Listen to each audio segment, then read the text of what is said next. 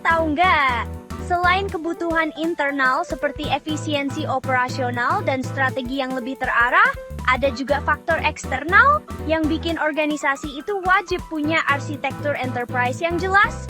Ini disebut external driver atau tekanan dari luar yang bikin organisasi harus segera berbenah. Yuk, kita bahas kenapa ini penting. Regulasi itu kayak aturan kampus yang wajib dipatuhi. Kalau di kampus kalian misalnya di UNG, ada aturan kayak harus bawa KTM untuk akses perpustakaan atau daftar ulang setiap semester. Di dunia organisasi juga begitu. Ada regulasi dari pemerintah atau otoritas yang bikin mereka wajib punya sistem yang rapi dan terstruktur. Contohnya, di Amerika ada yang namanya Clinger-Cohen Act tahun 1996.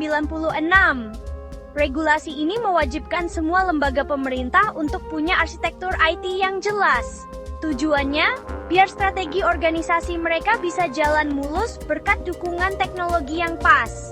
Di sini, peran Chief Information Officer atau CIO itu penting banget, karena dia yang bertanggung jawab memastikan arsitektur IT di organisasi bisa berjalan sesuai tujuan strategis. Kalau di Gorontalo, bayangin pengelolaan wisata Danau Limboto.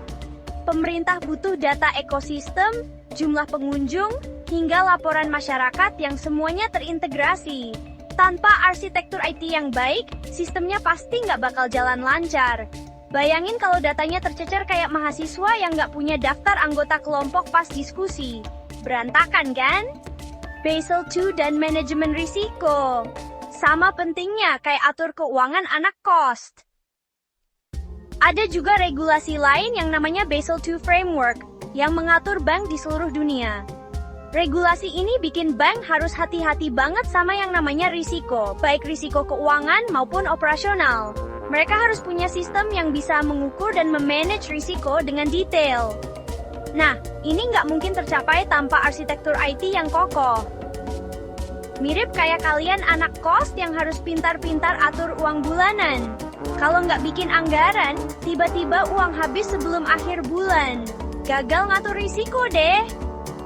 Di Gorontalo misalnya, koperasi mahasiswa di UNG yang menangani keuangan harus punya sistem yang jelas buat mencatat semua transaksi. Kalau ada kesalahan, itu bukan cuma bikin kacau, tapi juga bisa bikin kepercayaan anggotanya hilang.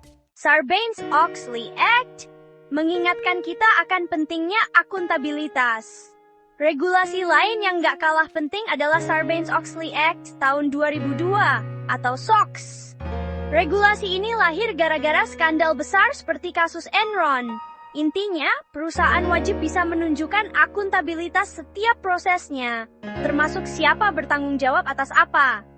IT di sini berperan penting buat memastikan data keuangan bisa diaudit dengan mudah, dan setiap pengguna sistem punya otorisasi yang jelas. Kalau di Gorontalo, bayangin sistem akademik di UNJ. Sistem itu harus bisa mencatat semua aktivitas mahasiswa, dari pembayaran UKT sampai kehadiran. Jadi kalau ada audit atau kesalahan data, nggak ada yang bingung atau dituduh macam-macam. Semua rapi karena ada arsitektur yang baik. Kenapa ini semua penting? Jadi teman-teman, tekanan eksternal seperti regulasi ini adalah salah satu alasan utama kenapa organisasi butuh arsitektur enterprise. Ini bukan cuma soal teknologi, tapi soal cara organisasi menunjukkan kalau mereka punya sistem yang rapi, aman, dan bisa dipercaya. Bayangin kalau organisasi atau bisnis di Gorontalo nggak punya arsitektur yang terstruktur.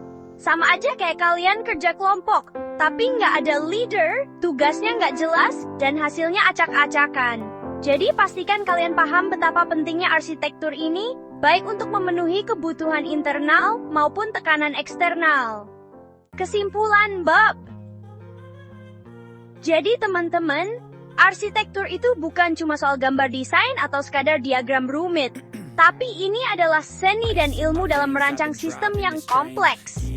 Kalau kita bicara tentang enterprise architecture, ini adalah pendekatan menyeluruh yang menghubungkan prinsip, metode, dan model untuk membangun struktur organisasi, proses bisnis, sistem informasi, dan infrastruktur secara selaras. Kenapa penting? Karena arsitektur itu seperti jembatan yang menghubungkan kebutuhan para pemangku kepentingan dengan solusi yang konkret. Dengan pendekatan ini, kita bisa mengontrol kerumitan organisasi, menyesuaikan strategi bisnis dengan IT, dan menghasilkan efisiensi yang bikin semua lebih hemat biaya, berkualitas tinggi, lebih cepat, dan yang jelas bikin pelanggan atau pengguna lebih puas. Internal drivers atau dorongan internal membuat enterprise architecture semakin penting. Internal drivers ini fokus pada kebutuhan untuk menyelaraskan strategi bisnis dengan IT agar organisasi dapat berjalan efektif. Tidak hanya itu, hubungan antar komponen organisasi, baik aspek keras seperti teknologi maupun aspek lunak seperti budaya dan kepemimpinan, juga harus dikelola secara harmonis. Pendekatan ini memastikan setiap elemen dalam organisasi, dari visi strategis hingga operasi sehari-hari, berfungsi selaras dan mendukung tujuan bersama. Tapi bukan cuma itu, tekanan eksternal seperti regulasi atau standar industri juga bikin organisasi nggak bisa asal-asalan. Mereka butuh arsitektur yang solid biar bisa transparan, taat aturan, dan punya gambaran jelas tentang operasional mereka. Kesimpulannya, enterprise architecture itu seperti peta besar yang nggak cuma memandu organisasi ke tujuan, tapi juga memastikan mereka sampai dengan cara yang paling efisien dan efektif. Jadi, mari kita jadikan arsitektur ini sebagai alat untuk terus berinovasi. Karena teknologi dan strategi bisnis itu seharusnya berjalan beriringan, bukan saling tabrakan. Semangat belajar teman-teman, dan yuk kita bangun arsitektur masa depan, mulai dari sini, di Gorontalo.